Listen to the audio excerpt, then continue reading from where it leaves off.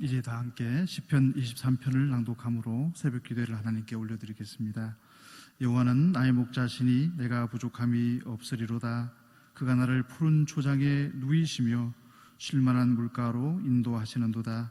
내 영혼을 소생시키시고 자기 이름을 위하여 의의 길로 인도하시는도다. 내가 사망의 음침한 골짜기로 다닐지라도 해를 두려워하지 않을 것은 주께서 나와 함께 하심이라. 주의 지팡이와 막대기가 나를 안위하시나이다. 주께서 내 원수의 목전에서 내게 상을 베푸시고 기름으로 내 머리에 바르셨으니 내 잔이 넘치나이다. 나의 평생의 선하심과 인자하심이 정녕 나를 따르리니 내가 여호와의 집에 영원히 거하리로다. 아멘. 다 함께 찬송 363장을 찬양드리겠습니다. 찬송 363장.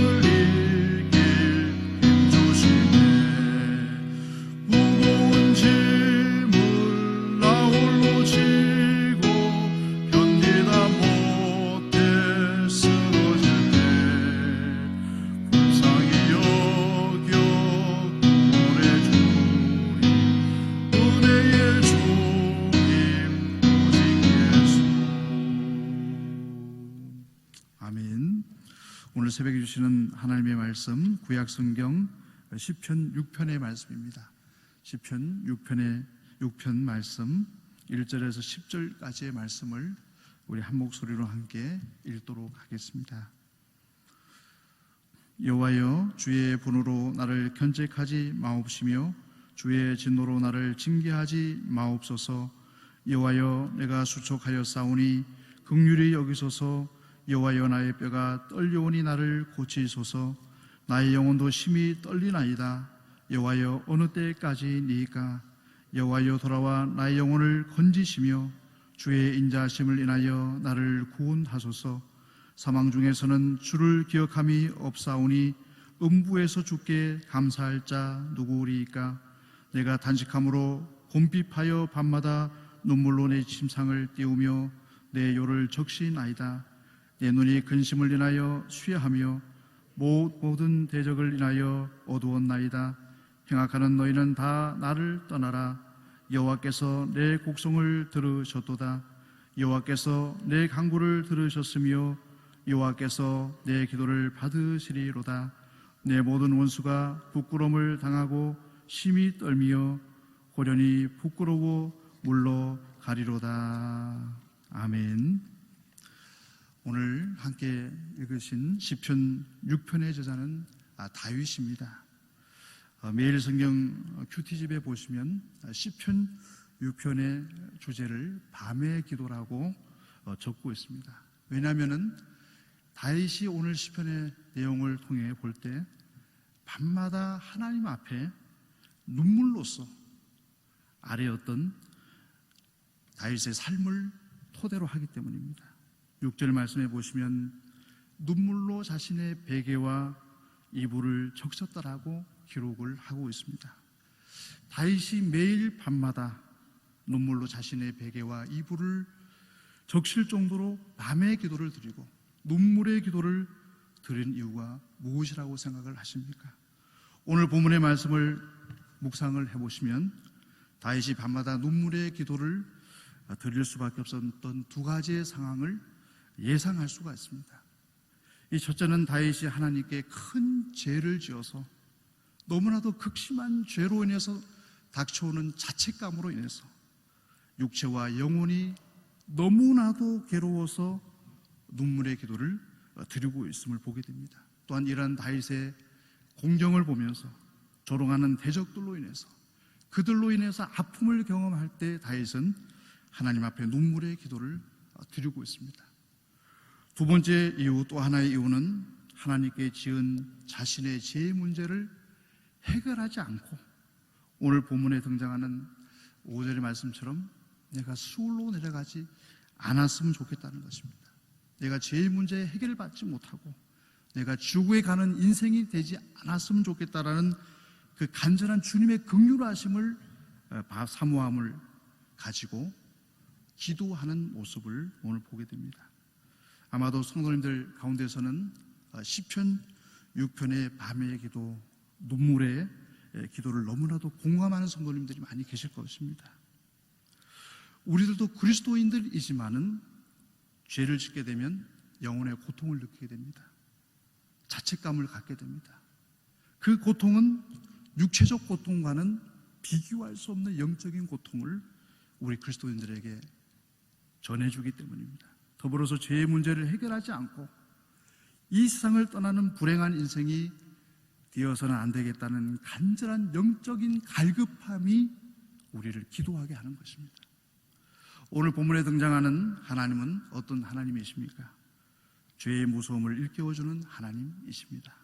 오늘 본문의 1절과 2절의 말씀입니다. 여호와여 주의 분으로 나를 견책하지 마옵시며 주의 진노로 나를 징계하지 마옵소서. 여호와여 내가 수척하여 싸우니 긍휼히 여기소서. 여호와여 나의 뼈가 떨려오니 나를 고치소서. 1절과 2절의 말씀을 보시면 다윗이 경험하는 현재의 상황은 단순하게 야단과 책망을 받은 정도의 고통이 아니라는 것을 금방 알 수가 있습니다. 아주 깊은 병에 걸린 사람처럼 제대로 먹지 못해서 수척해져서 뼈만이 앙상하게 남아있는 몰골을 가지고 근육에는 힘이 다 빠져서 몸을 움직이려고 하면은 뼈까지 떨릴 상황이 될 수 있는 몸의 상태가 되었다는 것입니다. 이런 본문에 등장하는 다윗의 모습은 우리들이 일상적으로 알고 있는 다윗의 모습과는 너무나도 상반된 모습입니다. 다윗은 어떤 사람입니까? 다윗은 목동으로 양을 치면서 사자와 곰을 때려 눕혔던 사람입니다. 거인 골리앗과 싸워서 승리한 담대한 용사였습니다. 사울의 딸 미갈을 얻기 위해서 블레셋 사람 200명을 죽였고 날렵해서 다윗을 추격할 수 있는 사람이 없었습니다. 잡히지 않는 사람이 다윗이었습니다. 이처럼 용맹한 다윗.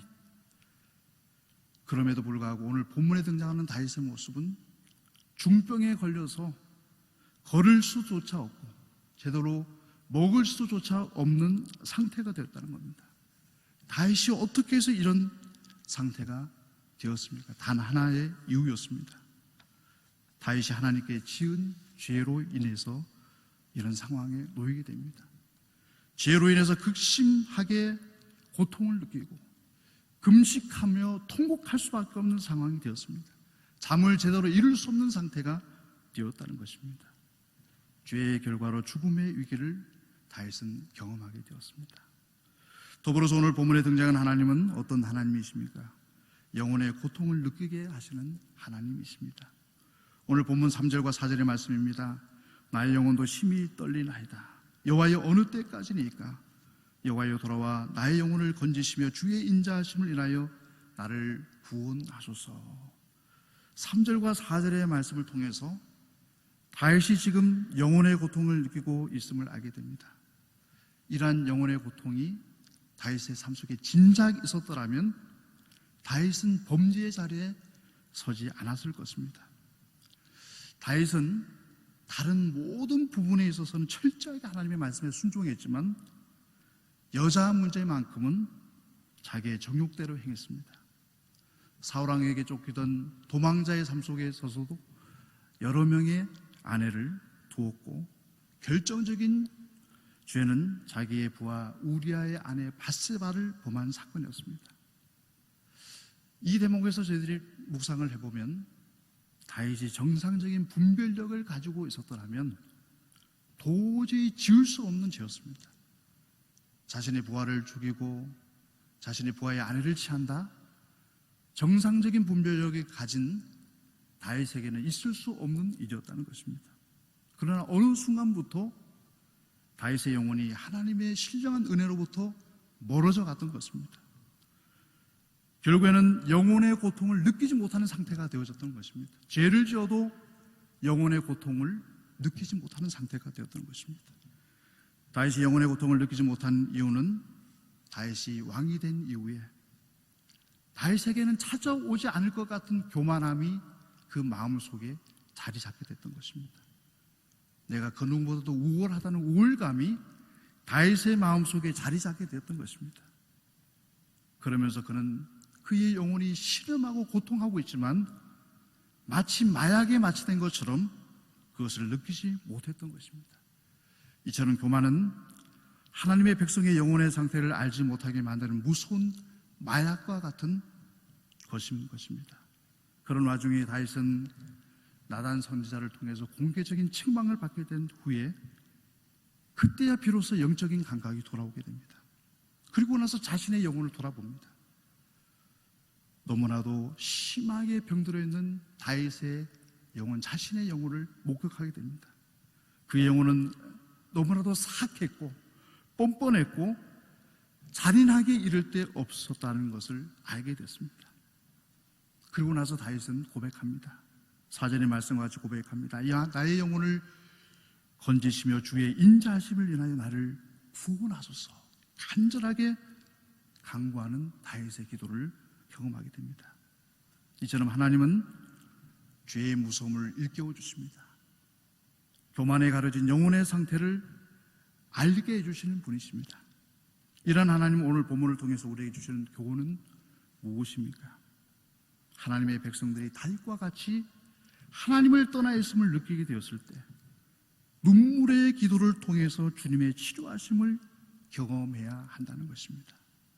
다윗은 밤마다 눈물의 기도를 드렸습니다. 왕이라는 신분을 다 제껴두고 하나님 앞에 통곡했습니다. 하나님의 은혜를 그때 누리게 되어졌습니다. 다윗은 9절에서 고백합니다. 여호와께서 내 간구를 들으셨으며 여호와께서 내 기도를 받으시리로다. 다윗은 죄의 고통과 영혼의 병듦이 고쳐지는 은혜를 경험했습니다. 오늘 새벽에 오시는 시온의 가족들 한 분 한 분들이 우리의 영적인 상태를 보게 되어졌을 때 다윗과 같이 우리의 모든 신분고하를 다 뒤로 하고 하나님 앞에 간절하게 통곡의 기도를 드릴 때 우리의 영혼이 회복되는 경험을 할 수 있게 됐을 것입니다. 이러한 은혜를 모두가 경험할 수 있기를 간절히 소망합니다. 그렇게 기도드리겠습니다. 아버지 하나님, 참으로 오늘 말씀을 통해서 우리 그리스도인들에게도 영적인 교만함이 찾아오게 됐을 때 우리는 죄의 자리에 설 수밖에 없음을 알게 해주신 것 참으로 감사합니다. 하루하루 저희들이 새벽 시간을 깨울 때마다 우리의 영적인 상태를 말씀을 통해서 비추어 보기를 원합니다. 과연 내가 하나님 앞에 바로 서 있는지를 바라보기를 원합니다. 우리 마음속에 교만함이 자리 잡고 있지 않는지를 되돌아보게 하여 주셔서 우리 영혼이 병들어 있고 아파하고 있는지를 분별할 수 있게 하여 주셔서 다윗이 뒤늦게 깨달은 것 같은 후회로움이 우리의 삶 속에 얻게 해주시고 날마다 우리의 영혼의 상태를 파악하고 하나님 앞에 눈물의 기도를 드림으로 하나님의 은총으로 날마다 주의 풍성하신 위로함과 평화가 우리 마음속에 넘쳐날 수 있도록 인도하여 주시옵소서. 오늘은 수요 기도회가 있는 날입니다. 코로나19 이후에 처음 수요 모임을 갖게 됩니다. 아버지 하나님, 우리 성도님들 마음속에 사모함을 허락해 주시고 예배의 소중함을 기억하고 감사하며 하나님의 성전에 나올 수 있는 주의 백성들을 되게 하여 주시옵소서. 오늘 새벽에도 하나님 앞에 가지고 나온 기도의 제목들이 있습니다. 하나님 일일이 기억해 주시고 응답하여 주옵소서. 예수 그리스도의 이름으로 간절히 기도드리옵나이다. 아멘. 이제 주님의 말씀으로 축복합니다. 여호와는 내게 복을 주시고 너를 지키시기를 원하며 여호와는 그 얼굴을 내게 비치사 은혜 베푸시기를 원하며 여호와는 그 얼굴을 내게로 향하여 드사 평강 주시기를 원하노라. 아멘.